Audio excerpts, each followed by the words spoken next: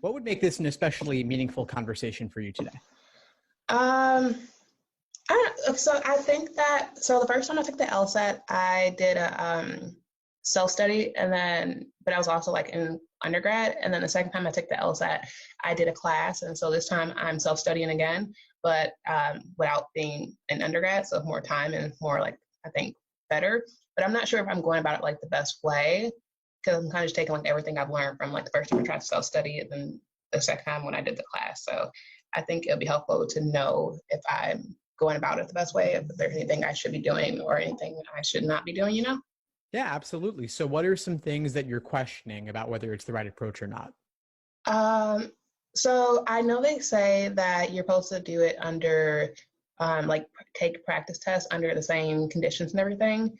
And so I'm doing really good. And so my practice test that I use is the book one. I kind of have this here actually. I'm using, it's like a paper book of like just 10 practice tests, whatever, but I'm not doing them online. So I'm not sure if it'll translate because if I'm getting results from this, like, will I get the same results? Because you know how now it's digital LSAT. So I'm not sure if that makes sense, the question. Yeah, of course. I think it is important to do at least a few exams in the digital format, but unfortunately, most exams are only available in paper, not digital. There are currently 3 exams in the digital LSAT format on LSAC's site at familiar.lsac.org. You can do exams. Yes, so check it out, familiar.lsac.org. There are exams 71, 73, and 74 in the digital format there. So you can play around with them and see what it's actually like. And ideally, I would even suggest using a tablet so you can really replicate exactly what the testing experience will be like. As for the others, you could do them on paper and then do all your work on scratch paper to the side. Or if you have the PDFs, you could pull out the PDFs on your computer screen or your tablet, and then once again, do your work on scratch paper to the side. Okay. And then what do you think will probably be like the biggest difference with it being digital versus being paper? Because I feel like it's pretty much, you can't change the topics. It's just logic, reason, logic games, reading comp. So, but do you think there will actually be like anything of significance to really look out for? Yeah, there are a couple of things. And you're right that the content of the exam has not changed at all, but the way in which it's delivered is a little bit different. 2 big differences are, first off, on digital, you can only see one question at a time. Okay. So that's you probably can't a good thing though, right? Yes and no. I mean, I think that for logical reasoning, it could be useful to help you focus. But on games and reading comp, you can't have those groupings of associated questions available to you at a glance. Like you don't have a bird's eye view of all the questions in a game or a passage. You can only see one at a time. Okay. Okay. That's something to get used to. Yeah, because it is different. Like with the practice things, you get like all of them at one time. So I guess that is something to look out for. Yeah, and then the other big thing I would say is that also on digital, you cannot draw on or notate on the questions themselves. Okay. You can only do work on the scratch paper to the side. There are some tools like highlighting and underlining, but they don't work that well.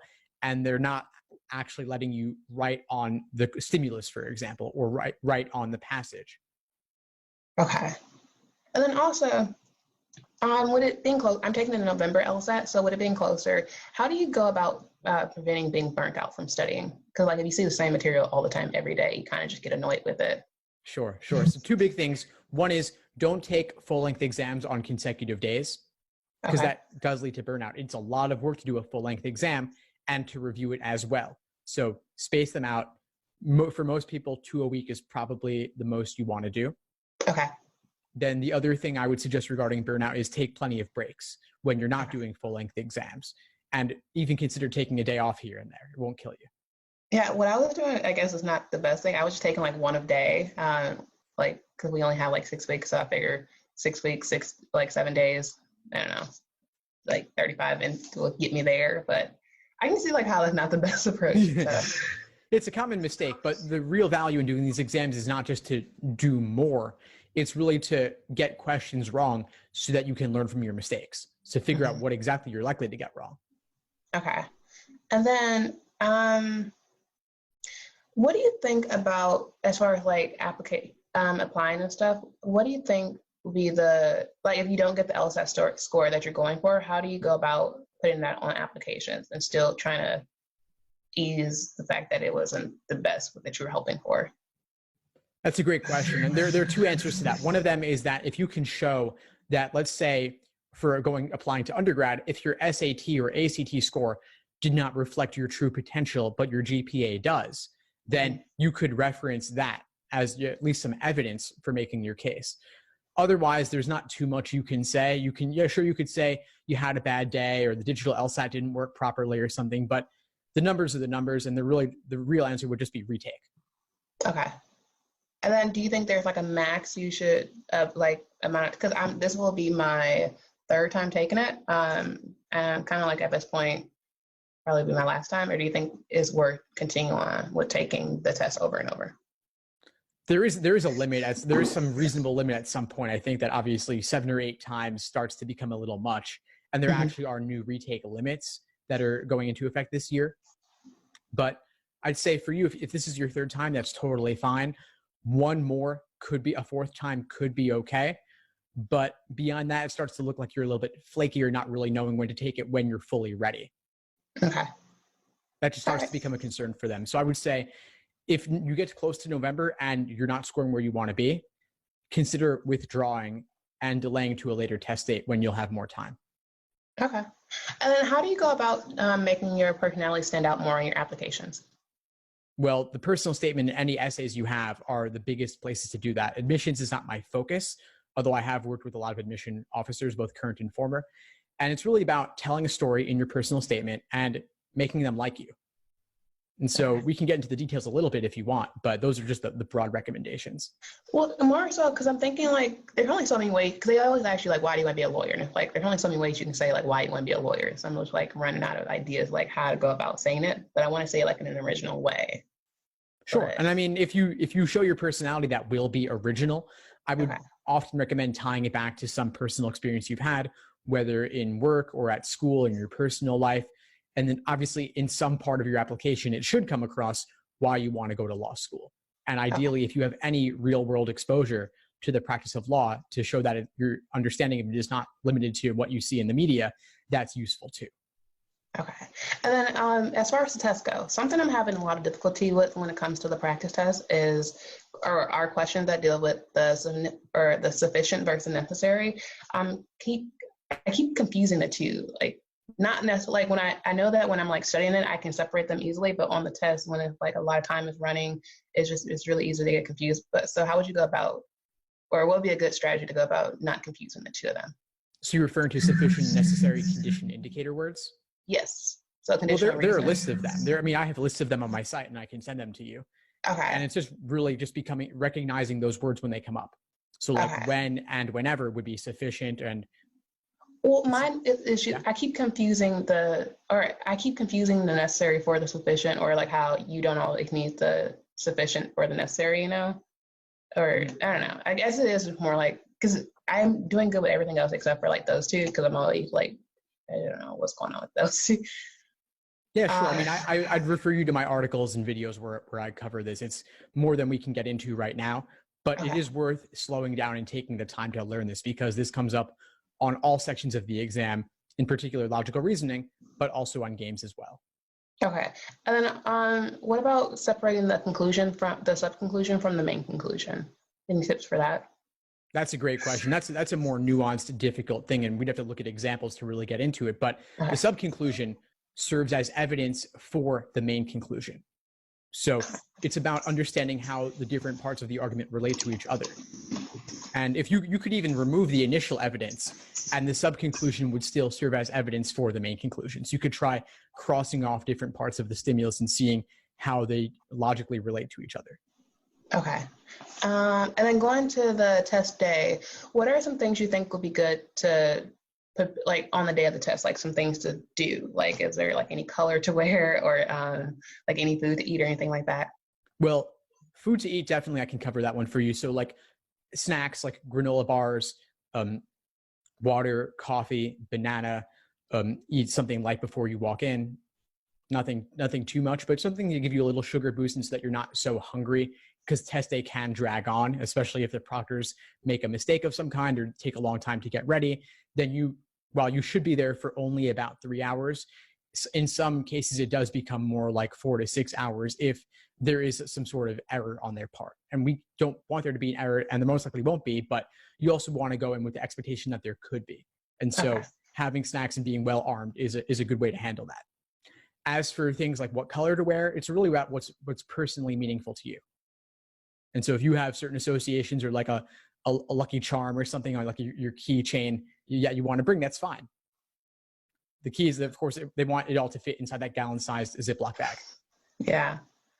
And then what do you think would be a good way to go about making sure that you are, like, for the timing, they say if you're running out of time for a reading comp to just skip one of the passages, and then I know you're supposed to go with the passage that has most questions, like always do that one, but is there another way to go about picking which passage not to do if you're running out of time?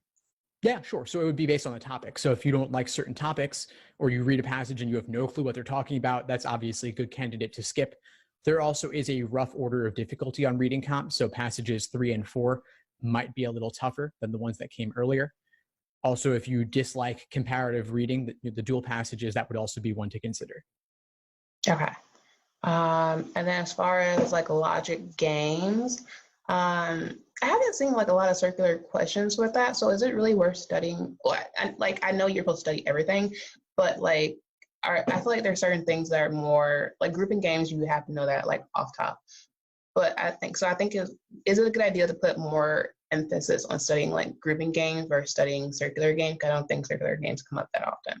Absolutely. Circle games are one of those more rare game types. So I would focus on the more common ones first and master those. And those are ordering, grouping, and combinations of both ordering and grouping. But then rare game types would include things like pattern and mapping and circular games, as you said. And so it's worth having some familiarity with them and doing it maybe at least one of each type so that you're not totally thrown for a loop if they come up. But it is worth focusing your time on the more common game types. Okay.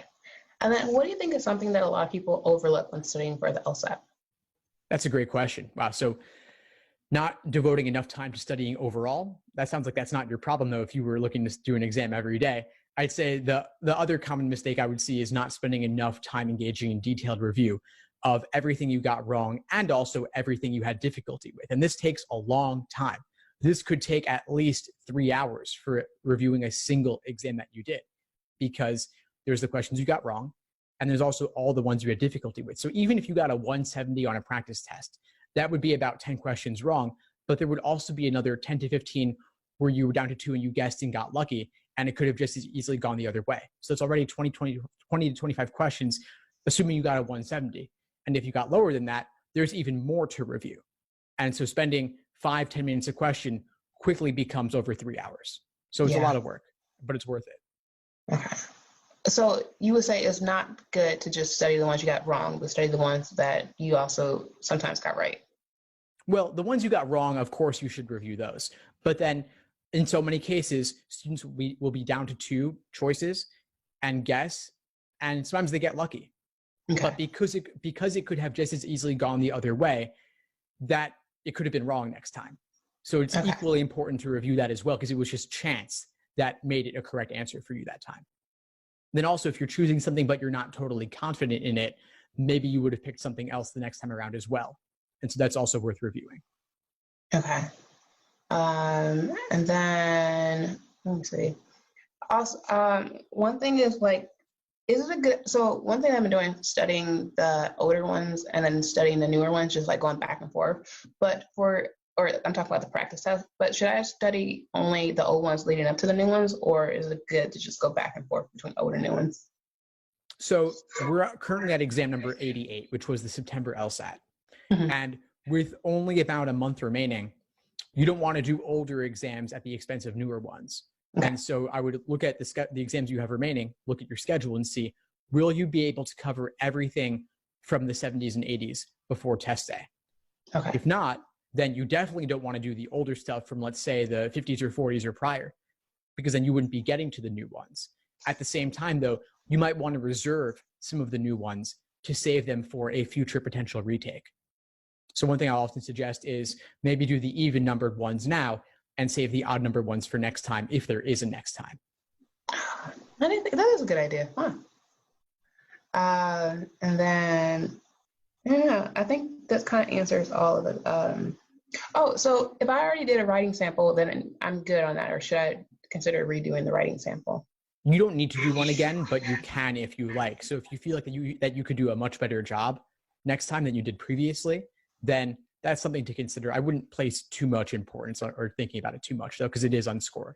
But it is unscored, but do the law schools consider it when they're looking at your overall tests and everything?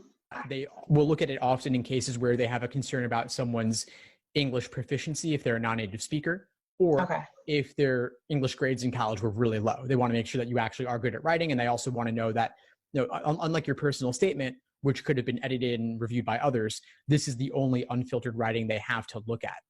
Also, if you handwritten writing samples aren't as likely to be looked at because they're hard to read, but now that the new LSAT writing is digital, they're more likely to look at it. So if you feel like you want to redo it and have a second shot at it, you can. Okay.